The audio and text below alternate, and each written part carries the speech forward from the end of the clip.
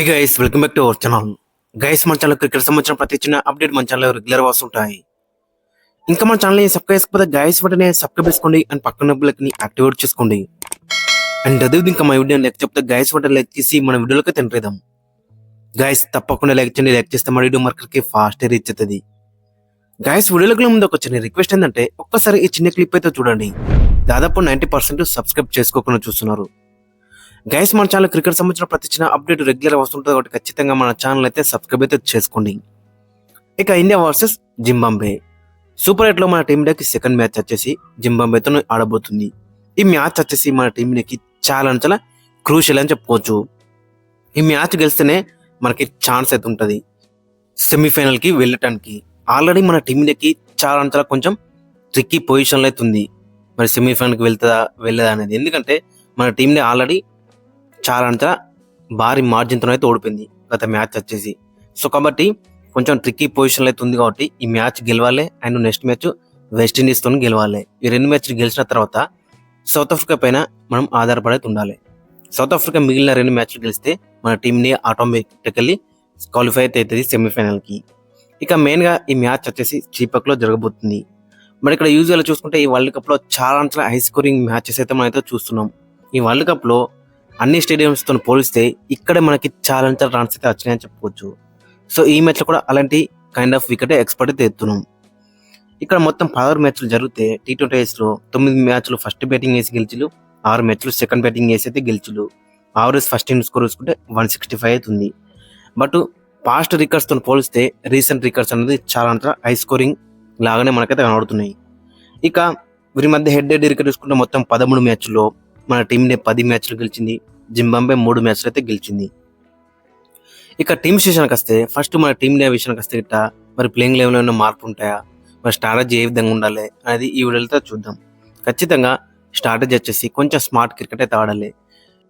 మెయిన్గా చూసుకుంటే పవర్ ప్లేలో వికెట్లు అయితే ఇవ్వద్దు. వికెట్లు ఇస్తే గిట్ట ఖచ్చితంగా భారీ స్కోర్ కొట్టడానికి అక్కడ ఆస్కారం అయితే ఉండదు. పవర్ ప్లేలో వికెట్లు అయితే పోవద్దు అండ్ మినిమం ఓవర్కి 10 రన్స్ అయితే కొడితే చాలా బెటర్ అయితే ఉంటుంది. వికెట్ లెస్గా పవర్ ప్లేలో ఒక 50-60 రన్లు కొడితే చాలా బెటర్ అయితే ఉంటుంది. తర్వాత ఈజీగా రన్స్ అయితే వస్తాయి. బట్ మనకి ప్రాబ్లం ఏంటంటే పవర్ ప్లేలోనే మనలో టూ మనీ వికెట్స్ అయితే ఇస్తున్నారు. అండ్ మెయిన్గా చూసుకుంటే ఈ వరల్డ్ కప్లో అన్ని టీమ్స్తో పోలిస్తే లోయెస్ట్ ఓపెనింగ్ పార్ట్నర్షిప్ యావరేజ్ చూసుకుంటే మన టీం ఇదే అని చెప్పుకోవచ్చు. 10 బిలో అవుతుంది అని చెప్పుకోవచ్చు. సో చాలా డిసప్పాయింట్ అయితే చేసి మన ఓపెనర్స్ వచ్చేసి ఇద్దరు కలిసికట్టుగా ఆడలేకపోయారు. ఫస్ట్ 4 మ్యాచ్లో అభిషేక్ శర్మ జల్దీ అవుట్ అయ్యిండు. ఇక తర్వాత లాస్ట్ మ్యాచ్లో ఇషాన్ కిషన్ కూడా త్వరగానే అవుట్ అయ్యిండు. సో ఈ మ్యాచ్లో వీరిద్దరి దగ్గర నుంచి భారీ పార్ట్నర్షిప్ అయితే ఎక్స్పర్ట్ ఎత్తున్నాం. మెయిన్గా చూసుకుంటే అభిషేక్ శర్మ దగ్గర నుంచి ఈ మ్యాచ్లో బిగ్ నాకైతే ఎక్స్పర్ట్ ఎత్తున్నాం. ఇక మరోవైపు ఇషాన్ కిషన్ కూడా గత మ్యాచ్లో కొంచెం డిసప్పాయింట్ అయితే చేసిండు. అంతకుముందు మ్యాచ్లో చాలా బెటర్ రాణించిండు. బట్ లాస్ట్ మ్యాచ్లో హాఫ్ స్పిన్నర్కి బిగ్ షాట్ కొట్టవేయండు, అవుట్ అయిందని చెప్పుకోవచ్చు. సో కాబట్టి ఇద్దరు ఓపెనర్స్ దగ్గర నుంచి ఈ మ్యాచ్లో బిగ్ నాక్స్ అయితే ఎక్స్పర్ట్ ఎత్తున్నాం. మరి ఏ విధంగా రాణిస్తాం అనేది చాలా ఇంట్రెస్టింగ్గా మనకైతే కనబడుతుంది. ఇక నెంబర్ 3 వచ్చేసి సంజు శాంసన్. అన్ఫార్చునేట్లీ రింకు సింగ్ అనవైలబుల్గా ఉన్నాడు కాబట్టి ఖచ్చితంగా సంజు శాంసన్ అయితే ఆడతాడు. అండ్ సంజు శాంసన్ నెంబర్ 3 ఆడే ఛాన్స్ అయితే మనకి ఎక్కువగా ఆడుతుంది. ఎందుకంటే టాప్ 3 మొత్తం లెఫ్ట్ హ్యాండర్స్ ఉన్నారు కాబట్టి అపోజిట్ టీం వాళ్ళు ఖచ్చితంగా హాఫ్ స్పిన్నర్ అయితే దించుతున్నారు. సో అక్కడ వికెట్ అయితే వాడుతుంది ప్రతి మ్యాచ్లో కూడా. బట్ కొంతమంది అంటున్నారు సంజు శాంసన్ ఓపెనర్గా వస్తే బెటర్ ఉంటుందని. బట్ ఇషాన్ కిషన్ ఆల్రెడీ అక్కడ ఓపెనర్గా సెట్ అయ్యిండు, మంచి నాక్స్ అయితే ఆడిండు. మళ్ళీ అతన్ని డిస్టర్బ్ చేస్తే ఫామ్ అనేది పోతుంది కాబట్టి ఖచ్చితంగా అభిషేక్ శర్మ అండ్ ఇషాన్ కిషన్ ఓపెనింగ్ బరిలోకి దిగుతారు. నెంబర్ 3లో సంజు శాంసన్ అయితే ఆడతాడు. ఇక నెంబర్ 4లో వచ్చేసి తిలక్ వర్మ. మరి Tilak Varma number 4 or number 3 okay, but అంతకన్నా కిందికి వెళ్తే కొంచెం కష్టం అని చెప్పుకోవచ్చు. సో కాబట్టి తిలక్ వర్మ నెంబర్ 4లో గతంలో కూడా మనకి మంచి నాక్స్ అయితే ఆడింది కాబట్టి ఖచ్చితంగా తిలక్ వర్మ నెంబర్ 4 ఆడితేనే బెటర్ అయితే ఉంటుంది.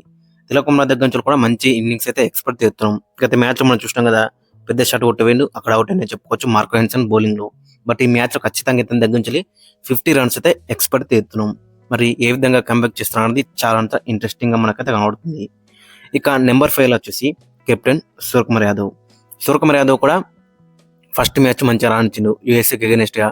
తర్వాత ప్రతి మ్యాచ్లో కూడా చాలా డిసప్పాయింట్ అయితే చేసిందని చెప్పుకోవచ్చు. లాస్ట్ మ్యాచ్లో కూడా 22 బాల్లో 18 అయితే కొట్టిండు, 2 4లు కొట్టిండు, 81 స్ట్రైక్ రేట్తోని. ఫస్ట్ మ్యాచ్లో యూఎస్ఏ అగైనెస్ట్ చాలా బెటర్ ఆడుతుండు, ఒంటి చేత మ్యాచ్ అయితే గెలిపించిండు. ఇక ప్రతి మ్యాచ్ కూడా మంచి నాక్స్ ఆడతారు అనుకున్నాం, బట్ కొంచెం డిసప్పాయింట్ అయితే చేసిందని చెప్పుకోవచ్చు. సో ఈ మ్యాచ్లో ఖచ్చితంగా ఇతని దగ్గర నుంచి మంచి ఇన్నింగ్స్ అయితే ఎక్స్పెక్ట్ చేస్తున్నాం. ఇక నెంబర్ 6 వచ్చేసి హార్దిక్ పాండ్యా కూడా ఈ వరల్డ్ కప్లో ఒక్క మ్యాచ్లో బ్యాటింగ్లో మంచిగా ఆడించిండు. ఇక బౌలింగ్లో కూడా పాకిస్తాన్కి అగైనెస్ట్ చాలా బెటర్ ఆడించిండు. బట్ లాస్ట్ మ్యాచ్లో చూసుకుంటే చాలా రన్స్ అయితే లీగ్ వేసిందని చెప్పుకోవచ్చు. 4 ఓవర్లకి 45 రన్లు ఇచ్చిండు, ఒక్క వికెట్ కూడా తీయలేకపోయిండు. సో కాబట్టి హార్దిక్ పాండ్యా దగ్గర నుంచి ఈ మ్యాచ్లో with the bat and with the ball రెండు డిపార్ట్మెంట్లో కూడా ఈక్వల్ పర్ఫార్మెన్స్ అయితే ఎక్స్పెక్ట్ అయితే ఎత్తున్నాం. ఇక నెంబర్ 7 వచ్చేసి శివన్ దుబే దగ్గర నుంచి కూడా ఈ మ్యాచ్లో మంచి ఫినిషింగ్ టచ్ అయితే ఎక్స్పెక్ట్ చేస్తున్నాం. రింకు సింగ్ లేడు కాబట్టి మొత్తం ఇతని పైన మనం ఎక్స్పెక్టేషన్స్ అయితే పెట్టుకోవాలి ఖచ్చితంగా. సో కాబట్టి శివన్ దుబే దగ్గర నుంచి మంచి ఫినిషింగ్ టచ్ అయితే ఎక్స్పెక్ట్ చేస్తున్నాం. అండ్ బౌలింగ్లో కూడా ఒకవేళ ఇట్లా బౌలింగ్ ఇస్తే ఇట్లా ఖచ్చితంగా ఇతని దగ్గర నుంచి కూడా ఆ మిడిల్ ఓవర్స్లో వికెట్స్ అయితే ఎక్స్పెక్ట్ చేస్తున్నాం. ఇంకా తర్వాత నెంబర్ 8 వచ్చేసి అక్షర్ పటేల్. ఖచ్చితంగా వాషింగ్టన్ సుందర్ ప్లేస్లో 100% అక్షర్ పటేల్ అయితే ఈ మ్యాచ్ అయితే ఆడతాడు. లాస్ట్ మ్యాచ్లోనే బిగ్ బ్లండర్ అని చెప్పుకోవచ్చు అక్కడ హెడ్ కోచ్ దగ్గర ఉంచాలి. సో కాబట్టి ఖచ్చితంగా అక్షర్ పటేల్ మ్యాచ్ విన్నర్ అని చెప్పుకోవచ్చు. గత వరల్డ్ కప్లో చూసినాం కదా, ఫైనల్లో ఎలాంటి నాక్ ఆడిండు. With the bat and with the ball equal performance అయితే చేస్తాడు. ఒకలేట క్విక్గా వికెట్స్ పడ్డా కానీ అప్ ది ఆర్డర్ వచ్చి మంచి నాక్ అయితే ఆడతాడు.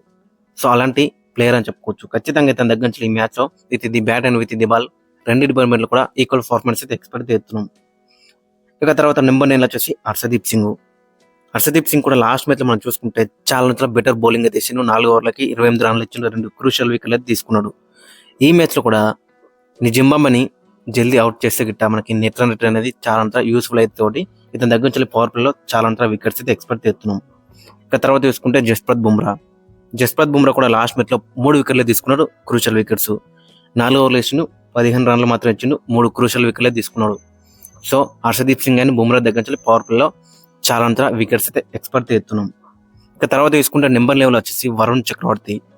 లాస్ట్ మ్యాచ్లో మనం చూసుకుంటే చాలా డిసప్పాయింట్ అయితే చేసిండని చెప్పుకోవచ్చు.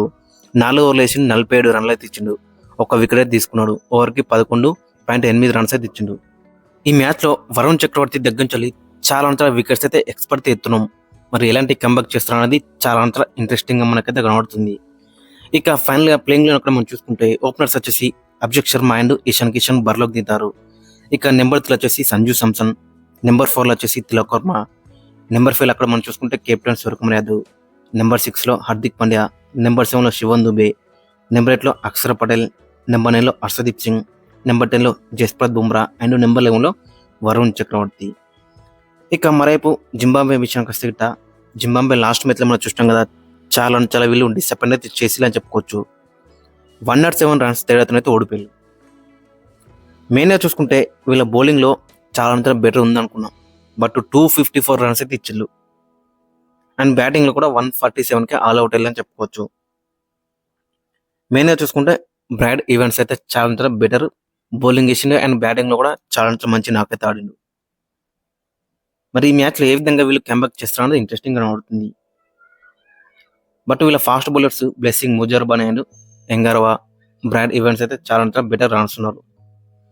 ఇక ఈ మ్యాచ్లో వీళ్ళ యొక్క ప్లేయింగ్లో అక్కడ మనం చూసుకుంటే బ్రెయిన్ బెన్నిట్ అండ్ రడవన్సీ మరుమని ఓపెనింగ్లో బరిలోకి దిగుతారు.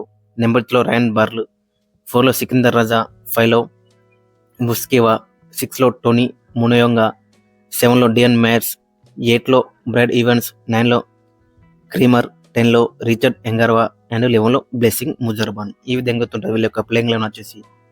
ఓవరాల్గా చూసుకుంటే ఈ మ్యాచ్ వచ్చేసి మన టీంకి చాలా ఇంపార్టెంట్ అని చెప్పుకోవచ్చు. అండ్ జింబాబ్వే కూడా ఇంపార్టెంటే. మరి మన టీంని ఏ విధంగా కంబ్యాక్ చేస్తున్నది చాలా ఇంట్రెస్టింగ్ కనబడుతుంది. మెయిన్గా చూసుకుంటే అక్కడ రింకు సింగ్ అవైలబుల్గా ఉన్నాడు కాబట్టి ఖచ్చితంగా తన ప్లేస్లో సంజు శాంసన్ ఆడతాడు. అండ్ సంజు శాంసన్ నెంబర్ 3 ఆడే ఛాన్స్ అయితే ఎక్కువ కనబడుతుంది. అండ్ వాషింగ్టన్ సుందర్ ప్లేస్లో అక్షర్ పటేల్ అయితే ఈ మ్యాచ్ అయితే ఆడతాడు. గైస్ మరి మీరేమనుకున్నారు ఖచ్చితంగా కింద కామెంట్స్ కింద మెన్షన్ చేయండి. అండ్ మీ యొక్క ప్లేయింగ్ లైన్ కూడా కింద కామెంట్స్ కింద మెన్షన్ చేయండి.